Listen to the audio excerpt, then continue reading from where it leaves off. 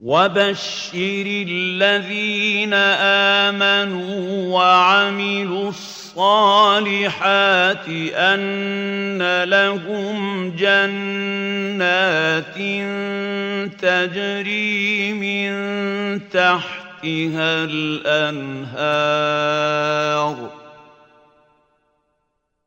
كلما رزقوا منها من ثمرة رزقا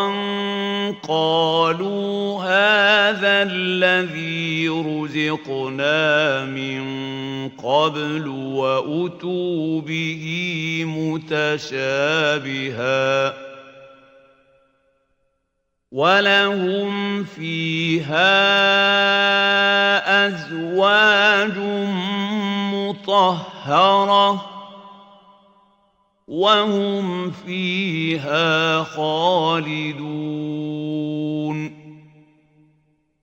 और जो लोग ईमान लाए और नेक अमल करते रहे उनको खुशखबरी सुना दो कि उनके लिए नेमत के बाग हैं जिनके नीचे नहरें बह रही हैं। जब उन्हें उनमें से किसी किस्म का मेवा खाने को दिया जाएगा तो कहेंगे ये तो वही है जो हमको पहले दिया गया था, और उनको एक दूसरे के हम शक्ल मेवे दिए जाएंगे और वहां उनके लिए पाक बीवियां होंगी और वो बहिश्तों में हमेशा रहेंगे।